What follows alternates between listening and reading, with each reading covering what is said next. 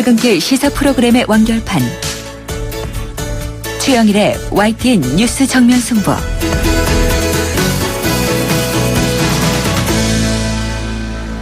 YTN 뉴스 FM 뉴스 정면 승부 2부 시작합니다. 이번에는 나라 밖 소식 알아보는 시간인데요. 보도국 국제부를 연결하겠습니다. 조수연 기자, 안녕하세요. 네, 안녕하세요. 네, 자, 이 쿠바 공산혁명의 전설이죠. 피델 카스트로. 네. 타계 소식 주말에 많이 접하셨을 텐데요. 이제 향후 쿠바의 미래에 관심이 쏠리고 있습니다. 쿠바의 정치 지형, 또 경제 정책 방향, 어떤 변화가 있을지, 대외 관계는 또 어떻게 달라질지 많이 궁금한데 좀 한번 짚어주시죠. 네, 타계한 피델 카스트로 전 국가평의회의장이 권좌에서 물러난 거는 2006년이었습니다. 그때부터 동생인 라울 카스트로가 정권을 물려받았지만 피델 카스트로가 계속해서 배후에서 영향력을 행사해왔습니다. 이런 점을 고려하면 피델 카스트로의 타계가 라울 의장이 더욱 자유롭게 정책을 펼치도록 하는 계기가 될 수 있다는 관측이 나옵니다. 실용주의자라는 평가를 받아온 라울 의장은 경제 분야의 가장 큰 변화를 예고하고 있는데요. 개방의 물결에 맞지 않는 공산주의 정책 폐지와 함께 시장 중심의 개혁에 힘을 쏟을 것이라는 전망입니다. 하지만 라울 의장은 올해 85살로 2018년엔 직위에서 내려오겠다고 이미 공언한 상태여서 쿠바 정계에도 불확실성도 만만치 않습니다. 신구 세력 그리고 강경 진보 세력 간 권력 다툼이 향후 정치 지형을 흔들 수 있다는 얘기입니다. 네, 자, 혁명가냐 독재자냐 지금 세계에서 의견이 분분한데요.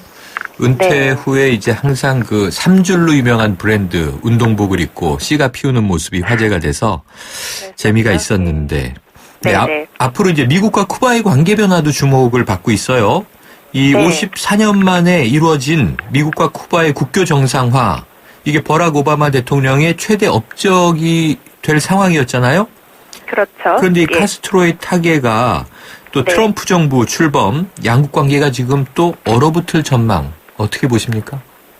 네, 도널드 트럼프 미 대통령 당선자는 대선 기간 오바마 행정부가 추진한 쿠바와의 국교 정상화가 카스트로 정권에만 이익이 된다면서 강력하게 비판해왔습니다. 네. 카스트로 정권이 종교의 자유와 정치범 석방 등을 이행하지 않으면 양국 관계를 되돌리겠다고 공언했는데요. 트럼프는 카스트로 타계 뒤 성명에서도 야만적인 독재자였다고 비난하고 쿠바의 변화를 촉구했습니다. 이에 따라 트럼프 정부 출범과 함께 미국과 쿠바와의 관계 정상화가 후퇴하거나 아니면은 양국 간 갈등이 빚어질 것이라는 관측인데요. 쿠바계 출신인 마르코 루비오 상원의원은 트럼프 정부의 정책 1순위가 카스트로 정권에 양보한 것을 철회하는 게 될 것이라고 내다봤습니다. 어쨌든 현 오바마 정부와 뚜렷하게 다른 노선인 만큼 경제 제재 해제 등에도 더 많은 시간이 필요할 전망입니다. 또 여기에 하나 덧붙여서요. 오는 일요일로 예정된 카스트로의 장례식 조문 문제가 서방 국가들의 고민거리로 떠올랐다고 하네요. 네. 미국에서는 오바마 대통령의 불참을 촉구하는 야당의 요구가 거세고요. 영국 지도부도 예도나 조문 계획을 뚜렷이 밝히지 않고 있는 상황입니다. 살아생전 중남미에서는 혁명의 아버지로 추앙받은 한편 서구 자유민주주의 관점에서는 인권을 탄압하며 독재 정치를 펼쳐왔다는 평가를 받아온 고인의 장례식이 민감한 외교 쟁점으로 작용하는 모습입니다. 그렇군요. 미묘한 시점에 미국의 또 이 정권이 교체되는 시점에 묘한 사건이 터졌는데, 자, 화제를 바꿔보죠. 이 일본의 한 테마파크가요, 이 스케이트장 얼음 속에 물고기를 넣었다가 일시 폐장했다, 이런 소식이 들어와 있던데 이건 어떻게 된 일입니까? 네, 후쿠오카현에 있는 스페이스 월드는 지난 12일 5,000마리의 물고기를 얼음 속에 넣어놓은 스케이트장을 개장했습니다. 그런데 살아있는 게 아니라 이미 죽은 물고기였는데요. 네. 예, 화면상으로 보니까는 이 물고기들이 일렬로 얼음 속에 박혀있는 것처럼 보였습니다. 방문객들이 물고기와 함께 바다 위에서 스케이트를 타는 듯한 기분을 낼 수 있도록 마련한 아이디어였다는데요. 그런데 기대와 달리 비판과 항의가 쏟아졌습니다. SNS 등 인터넷을 중심으로 잔혹하다, 또 죽은 물고기를 보는 게 불쾌하다는 등의 의견과 함께 살아있는 물고기를 사용한 것 아니냐는 의심의 목소리도 나왔습니다. 네, 그리고 이 항의 전화도 쇄도했는데요. 일이 커지자 테마파크 측은 사과 입장을 발표하고 물고기를 빼낸 뒤에 스케이트장을 재개장하기로 했습니다. 바닷속 분위기를 연출하려는 취지는 좋았지만 어찌 보면 좀 엽기적인, 특히 가족 단위 나들이 객들이 많이 찾는 이 테마파크라는 환경과는 어울리지 않는 아이디어가 아니었나 싶습니다. 네, 이 장면을 떠올려 보면 좀 섬찟하네요. 오늘 소식 네. 고맙습니다. 네, 감사합니다. 지금까지 YTN 국제부의 조수현 기자였습니다.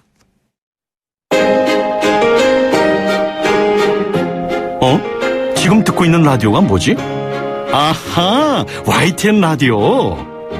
FM 94.5MHz YTN 라디오.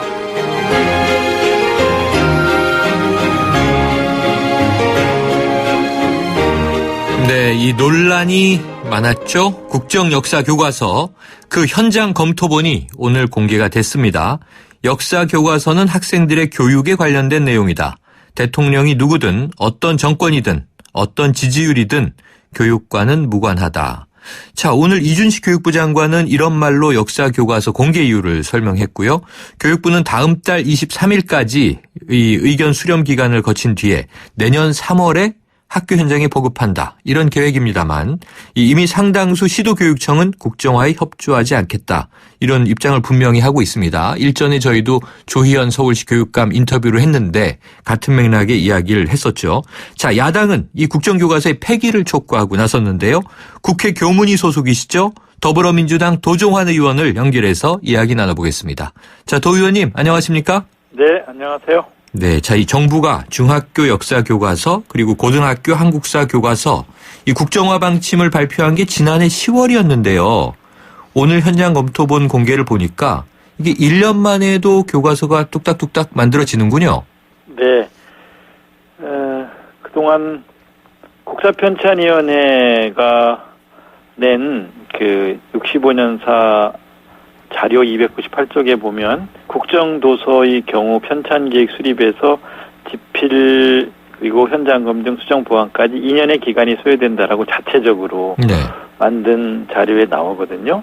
지금 국사편찬위원장이 이 업무를 주관했는데 실제로 내부 자료에도 2년 걸린다고 나와 있는 네, 것은 네. 1년 만에 집필진도 공개하지 않고 집필 기준도 공개하지 않고 복면 집필을 해서 1년 만에 뚝딱 졸속으로 이렇게 만들어냈습니다. 지금 말씀하시니까 복면 집회 생각이 나는데 테러방지법 통과될 때 이제 복면을 시위에 써서는 안 된다 이런 이야기가 화제가 되면서 왜 집필지는 복면을 쓰냐 이런 얘기가 나왔었죠.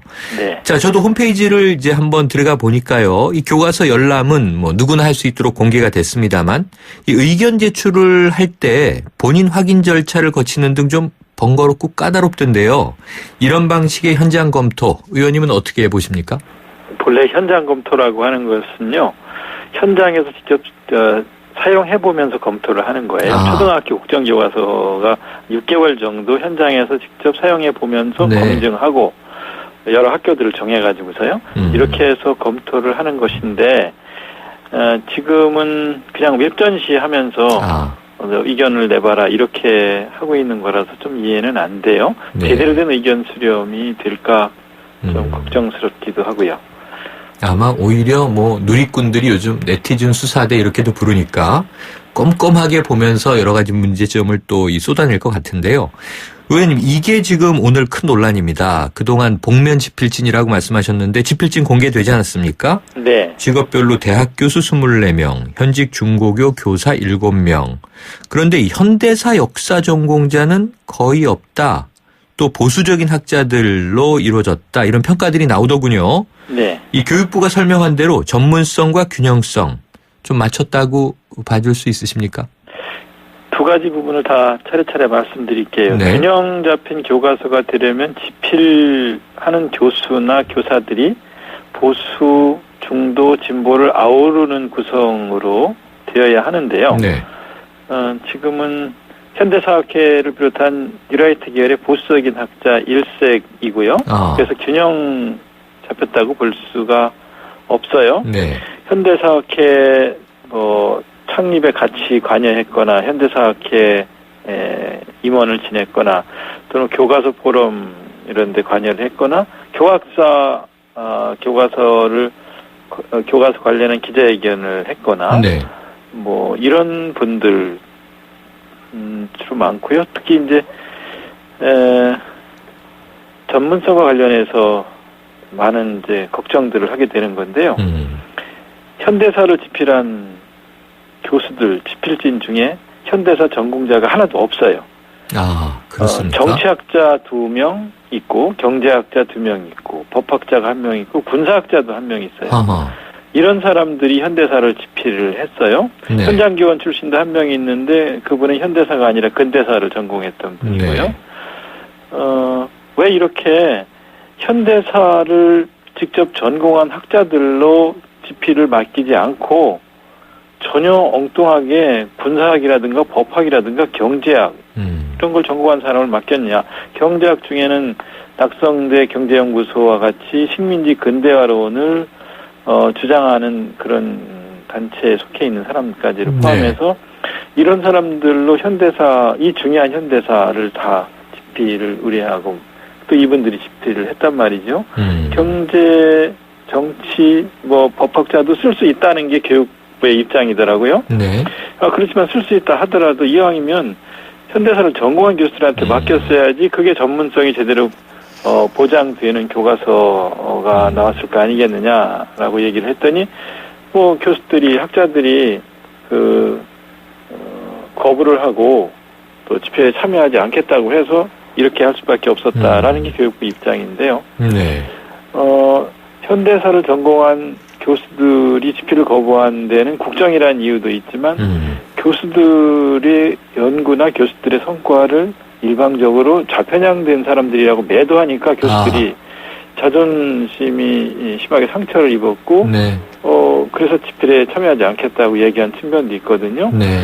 우리 학문이 특히 역사학 쪽이 그동안 해방 이후 특히 또 60년대, 70년대, 80년대를 거치고 그 이후에 특히 한 80년대 이후 한 30년 이상 굉장히 많이 발전을 했거든요. 80년대 이후 많이 발전한 것을 고려하지 않고 그냥 교수들을 일방적으로 편향이 있는 것처럼 매도를 하고 난 뒤에 이렇게 전공자를 다 배제한 채 구성을 했기 때문에 이런 교과서를 들고 균형 잡힌 교과서다, 올바른 교과서다라고 말을 하는 것은 이건 말이 안 된다고 생각합니다. 네, 지금 집필진의 균형성, 전문성 모두 다 문제가 심각하다라고 제기해 주셨는데요. 또 보니까요, 집필을 했던 분들 입장에서도 이 기존의 이 검정 교과서 시절의 집필 기준을 그대로 준용하겠다라고 했었는데 이 집필 기준이 또 바뀌었다는 얘기도 나오더라고요. 어떤 문제들이 있습니까? 본래 2015 개정 교육과정에 의해서 정해진 그 집필 기준을 가지고 교과서를 만들어야 되는 것은 너무나 당연하죠. 네. 그 집필 기준을 1년 가까이 공개 안 하다가 이제 법원에서 이것이 공정성 또 투명성을 해치는 것이다. 네. 공개하라고 해서 이제 지난주 금요일 밤에 받아본 것에 의하면 편찬 기준을 많이 바꿨어요. 많이 바꾸고 또 그 바꾼 그 편찬 기준을 가지고 집필을 했다고도 보이고 집필하고 난 뒤 편찬 기준을 바꿨다는 의심도 드는 정도로 문제가 많고 그리고 한쪽으로 치우쳤다 하는 생각 같은 것들이 들어요. 그러니까 새마을운동의 그 성과와 한계를 서술한다로 되어 있던 기준을 그냥 한계는 빼고 성과만 이렇게 기술하게 한다든가 또 경제발전 과정에서도 양극화가 심화되는 등 사회 문제가 있었음을 그리고 또 이걸 극복하기 위한 노력들을 설명한다. 이런 기준들을 양극화 같은 건 빼고 그냥 상대적 빈곤 등 부작용이 있었고 이걸 극복하기 위한 노력을 서술한다. 이렇게 민감한 부분들이라고 할까 또는 자기가 서술을 많이 하고 싶은 부분들을 서술하면서 편찬 기준들을 거기에 맞춰서 바꾼 것 같은 그런 생각이 드는 대목들이 많이 나오고 그래서 이렇게 정해진 편찬 기준도 바꿔가면서 어느 한쪽의 의도가 관철되는 그런 교과서를 만들었구나 하는 생각을 하게 하는 부분들이 많이 있습니다. 네, 저 검토본이 아직 확정은 아니다라고 이제 교육부 얘기하고 있습니다만 어쨌든 지금 말씀하신 대로 좀 문제가 있는 집필진 구성 그리고 또 편찬 기준에 의한 결과물이 나온 거죠. 네. 자, 그러다 보니까 지금 문제 제기해 주셨습니다만 이 친일과 독재를 미화했다 이런 지적이 벌써 나오던데 좀 어떤 대목이 문제가 될 수 있을까요? 역시 제일 큰 부분은 건국절을 그동안 이명박 정부와 박근혜 정부가 뉴라이트 학자들의 논리를 받아들여서 이걸 관철시키려고 했었는데 네. 이게 교과서에 반영돼 있다는 것이죠. 그러니까 그동안 대한민국 정부 수립이라고 써오던 것들을 대한민국 수립으로 바꾼 것이 그 건국절을 관철시키기 위한 그런 학습용어 변경이 되겠는데요. 네. 1948년 8월 15일 대한민국 정부 수립한 것은 공식적인 사진으로도 나오고 네. 정부 기록으로도 나오고 또 실제로 교과서의 사진은 그 당시 사진을 쓰다 보니까 대한민국 정부 수립 국민 축하식 사진에도 보면 대한민국 정부 수립이라고 나오거든요. 네네. 이거를 이제 건국절론을 반영하기 위해서 대한민국 수립으로 바꾸어서 곳곳에 이것을 반영을 했는데요. 이렇게 되면 두 가지 문제가 있어요. 네. 하나는 친일이 세탁이 되는 문제가 있어요. 네. 대한민국이 세워지기 이전의 일이니까 친일 활동이라고 하는 것이 뉴라이트 학자들이 설명에 의하면 근대 국가 건설을 위한 체계적인 훈련을 쌓았던 일이 되는 것이고요. 아하. 친일파라고 하는 사람들도 근대 국가 건설을 위한 체계적인 훈련을 쌓았던 사람으로 정리되는 거예요. 네. 그리고 두 번째는 독립운동이 이제 축소가 되는 거예요. 독립운동의 의미가 대한민국 수립하기 전 일인데 이렇게 하면서 의미가 축소되는 것이란 두 가지 문제점이 있어요. 그런데 우리는 헌법 전문에 보면 이 나라가 3.1운동으로 건립된 대한민국 임시정부의 법통을 계승하는 나라라고 되어 있거든요. 네. 이거는 우리 민족의 정통성이잖아요. 우리 나라에. 네. 이것을 부인해서는 안 된다고 보고요.